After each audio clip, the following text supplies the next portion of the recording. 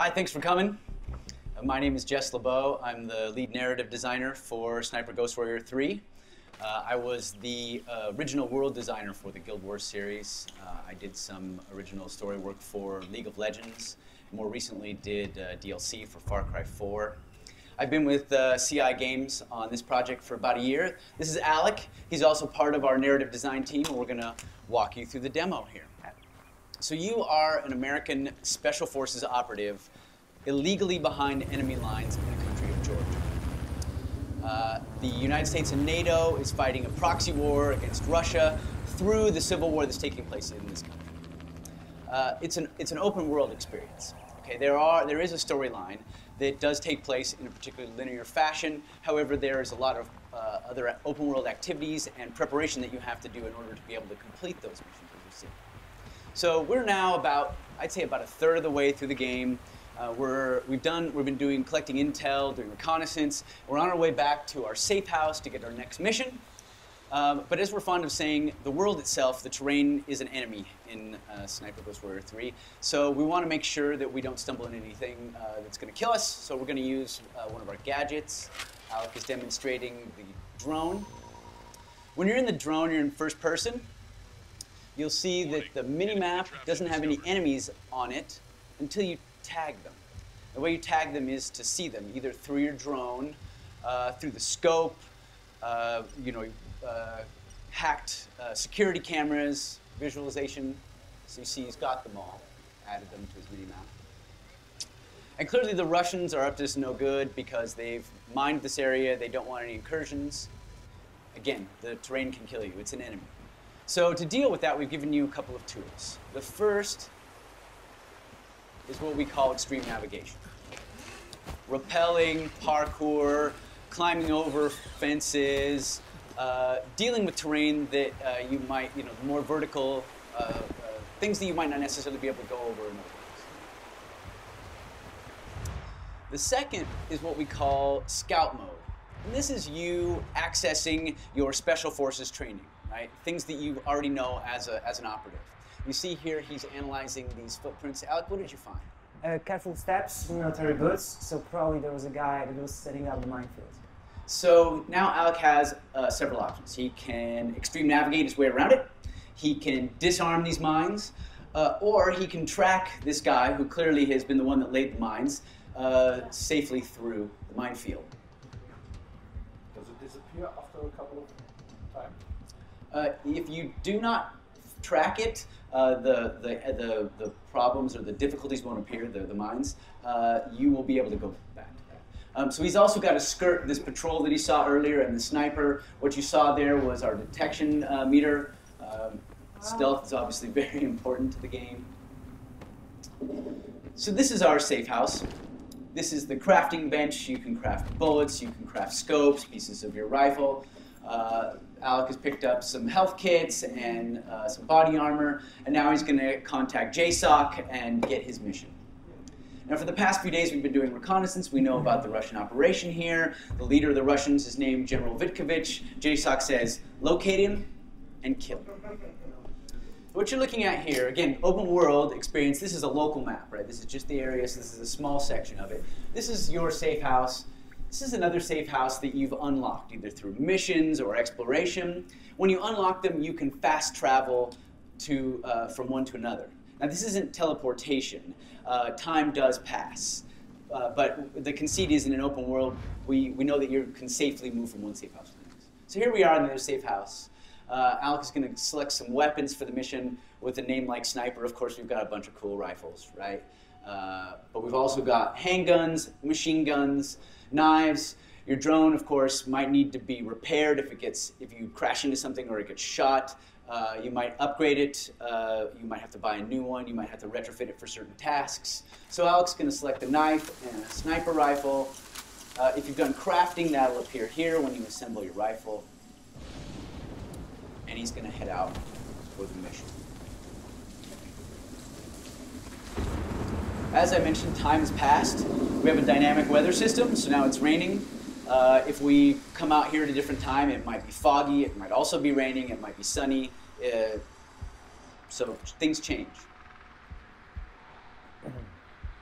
So what did you find here? It is a weird track because it appears that somebody dragged a body through here. So you can use the scout mode to learn information about side quests, things we're calling war crimes, right? These are optional, but they can unlock tools for you later. So perhaps this guy that was dragged through here, maybe it's a dead body, perhaps it was someone that was captured. Maybe if you track them down, you find that someone's been captive, and you can release them, and maybe they'll give you a key to a tower or something that will unlock a sniping position you could use later. One of the other cool aspects of scout mode is that it can access what we call stances. So if you hold your rifle unsupported like this, it's more difficult to control, right? If you use parts of your body to control it, if you all sorts of different stances. So we know as a Special Forces operative that using our rifle up against this piece of terrain will give us lots of control. And Alec can use that then to search for the general, potentially take shots if he wants to as he tags all of the patrols and the enemy.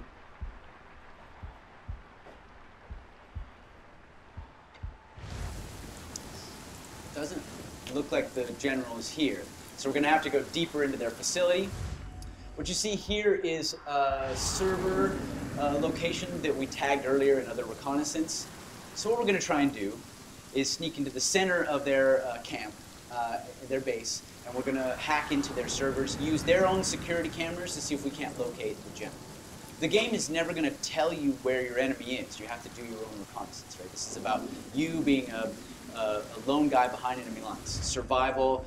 So you can't kill somebody if you don't know where they are. So you see Alec is being very careful as he moves through here because, again, the terrain is an enemy. He's watching for enemy patrols through here.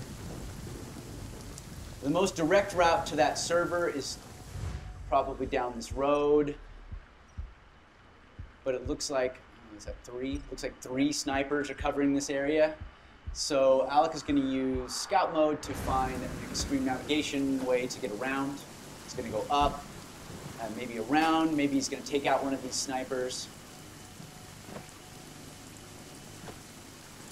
As you see, there are vehicles in the game. There'll be some jets that fly over that can detect you. There are helicopters that are searching. If you get caught, it'll set off an alarm. They'll shoot you. If the alarm goes off, it's not necessarily mission fail.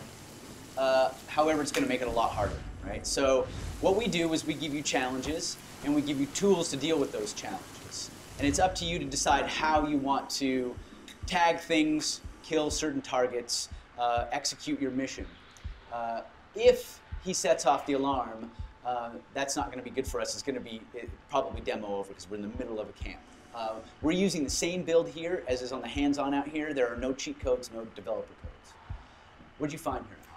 It's a single trail. It's a sniper probably. So if he's alone, his position is booby-trapped. So usually these guys work, sometimes they work in pairs, a spotter and a sniper. The spotter will also do what they call sniper security, make sure that no one sneaks up on the pair of them while they're doing their work. But since this guy's working alone, our training has told us that he's probably booby-trapped the area. Alec will have to disarm this mine. Now you see he's tagged the guy here, so he has several choices. He can either take him out with his rifle or with his suppressed pistol, but both of those do make some noise. And so it's always going to be safer if he can find a way to do it a little more quietly. No. See, I almost got caught. Right? So now Alec has taken out one of these snipers and has opened up a corridor for him to potentially move through. Now, realism is very important to us. So you're never going to see a guard come out, put his rifle against the wall, light a cigarette. I hope nobody shoots me in the back of the head. They're all going to have duties. They're all going to have orders. They're all going to have a purpose. So in this case, there were sets of snipers that were covering every angle going into this particular camp. And Alec has now opened up one corridor. There are factions in the game. Different groups of people. Some of them are enemies. Some of them are neutral. You can interact with them. In this case, what you're looking at here are Georgians. They're workers. They don't have any weapons, but that doesn't mean that if a foreign special operative pops out of the bushes with a rifle, they're not going to sound the alarm. The Russians have moved into this mining town, this old mining community. They've taken over the mine. They've forced the Georgians into working for them, and they're building a uranium enrichment processing plant in the old mine. They're doing it over the border in Georgia to avoid international detection. And this is part of why you're being ordered to assassinate this general, because you want to slow down their progress. So you see Alec can extreme navigate over those rails. It's quite close now, so you've got to be very careful. There are no levels in the game. There are no skill points that you spend. You don't level 3, level 10. You don't click, I'm going to get better at sniping. Instead, you train, similar to what you would do if you were in the Special Forces. The more you use certain caliber rifles, the more you use your knife, the more you disarm things, the better you get at those activities. We think that this adds to the realism.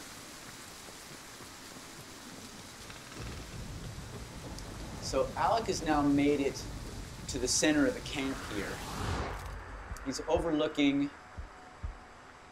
the server location that we discovered earlier.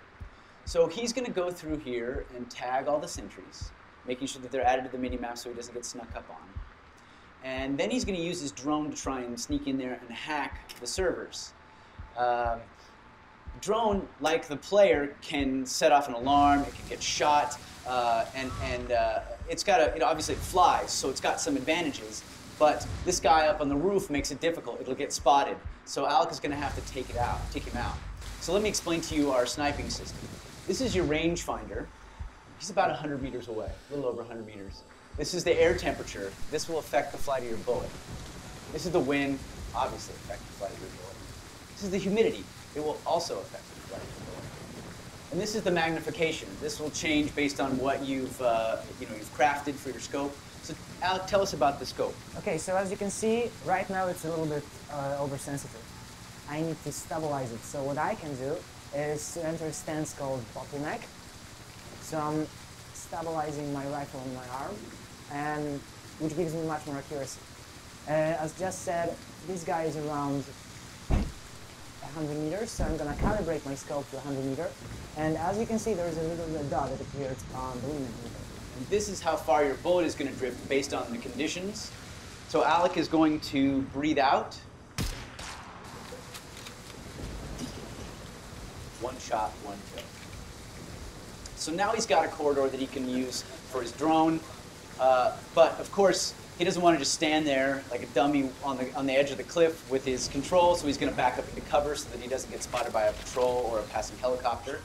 It's a hard part, so I need to stand up. Yeah. So the drone flies similar to a regular drone, right? It can drift around. You can hit things and damage it. It's quite fun, but a little bit difficult. He's got to avoid the patrol route for the helicopter. You can see there's intel that the drone can pick up for you. He's going to try and go over the top and in through the window so that he's got a straight shot down from the balcony. Movement detected.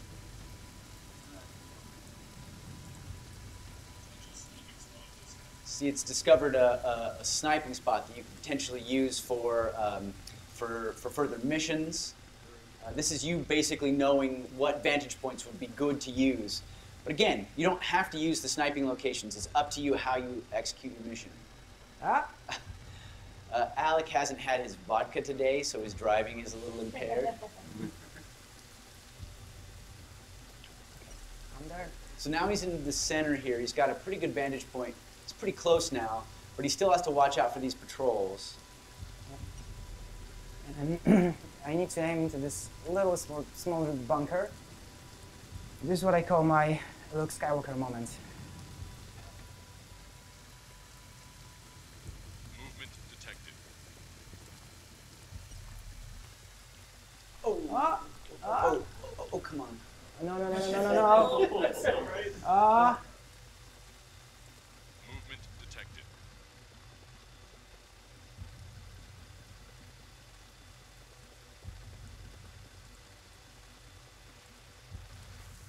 Anyway, so here we are. We've got servers. This one we've hacked into is access 3 different camera networks. You can see there are 5 cameras here and 7 here. So we're going to hack this, take control of it. And now Alec can control the cameras. You can see you can use your scout mode through the cameras. That was the hotel entrance. There's a couple of turrets here. The helipad. One guy there. Here's that patrol again.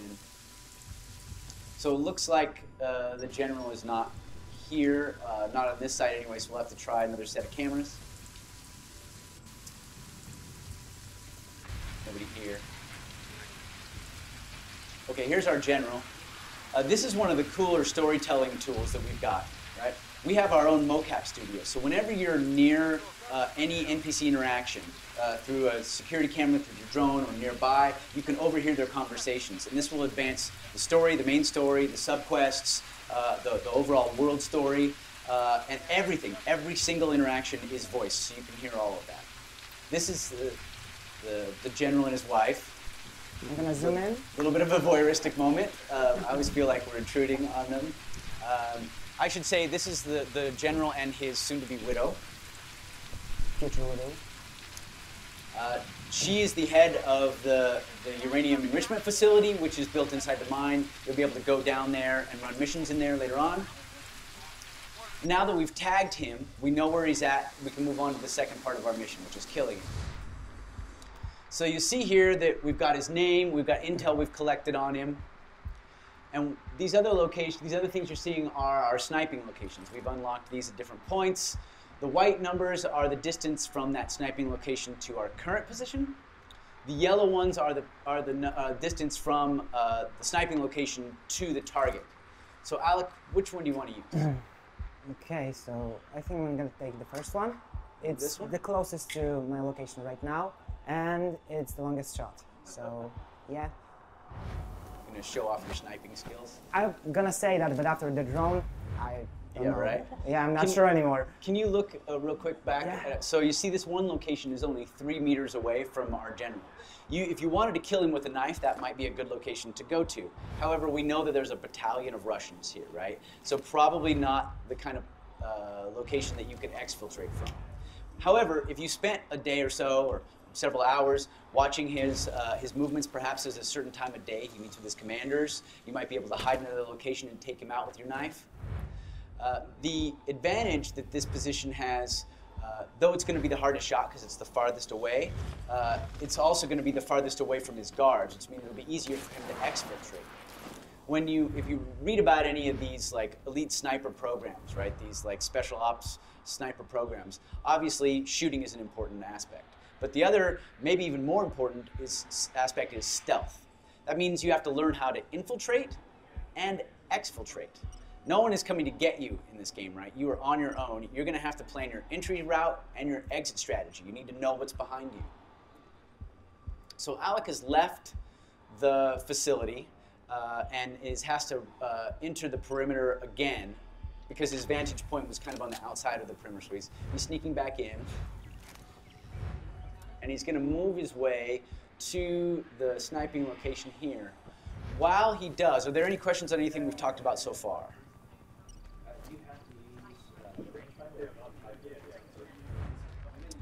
Using what? You can calculate however you'd like, yes. We're trying to make it as accurate as possible. So if you are a trained sniper, well, we do have we have an ex-sniper on our staff who is advising us on all of these things. Any other questions? Do you have to use those sniping points to take out the target, or could you shoot them from anywhere? It's all up to you. Again, it's challenges and tools, right? So these are things from your training that you think these would be good vantage points, and there are advantages to it because you know when you're selecting them how far they are from your target, but it's really up to you. Are there any kind of achievements in the game depending on how you play, what kind of spots you're using, some kind of that? Yeah, of course, yeah. I mean, your longest shot and all that stuff, we're going to do achievements for you. I mean, of course you want to know how far and what the most wind, you know, what the worst conditions were that you shot in, all that stuff. Are you rewarded in any way for taking the target out with a knife up close, instead of doing it close? Well, you know, the more you use it, the better you'll get at it. But it's really about your play style, right? We want you to be able to play the game however you want. This is not a run and gun shooter, right? This is really tactical, and so we're not going to tell you the best way to do it, right? We're not going to tell you you have to do it the way we want you to do it. Instead, what we're doing is we're setting up scenarios that we think would be realistic, and then we say, okay, here are your tools, go get them. And obviously we want to make it fun, so there are going to be some things in reality that are maybe not in the game because that would just be too hardcore, but you know, realism is very important for us. So we're getting close to our location here. What are you learning here? So this is a set of 2 tracks, so probably there's a sniper and a spotter. So no mines, but 2 enemies. So he's going to have to take out one very quietly so that the other doesn't hear it, otherwise he'll raise the alarm. And at this point, if the alarm is raised, we're super deep inside the Russian camp. Odds of us getting out after killing the target really low. You see he dropped a machine gun. You have to prep for these missions, right? You can't carry, you know, every weapon you pick up, right? So you pick them up for crafting and such. This is a nice spot.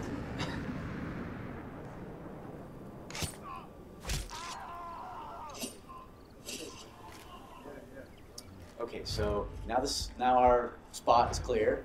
We can get into position. You see there another stance that's suggested based on our training. This would be, but you don't have to use that stance. In fact, you'll see that Alex is going to take a different stance. So here's our guy. We spent the last few days learning about him and his movements. We hacked into their computers. We got his orders. We realized that he's unhappy about the speed that the processing plant, the enrichment facility is moving forward. They're behind schedule. And he's told them they have 3 days to get back on schedule or he's going to deal with it himself. We also know where he's going to be after today, the next couple of days. So if we wanted to try and take him out at a different location, we could do that. If perhaps we're happier, we like the city better than having to take him out in the middle of the military camp. But you can see the soldiers that have been here have been pushing, the foremen have been pushing the workers very hard because they're trying to get up on schedule. And they know the general has arrived, but they still didn't make it. They're not on time. And the general is here, and he's going to take matters into his own hands, despite the fact that we have a labor dispute.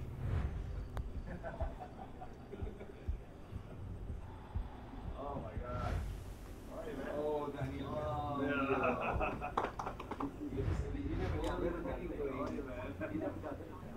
There's only one way to deal with something in Russian military, apparently. So he's not a very nice guy, so we're going to go ahead and kill him. Another shot, another kill. Now the alarm has been sounded, and Alec needs to exfiltrate. He's going to go run and get the machine gun.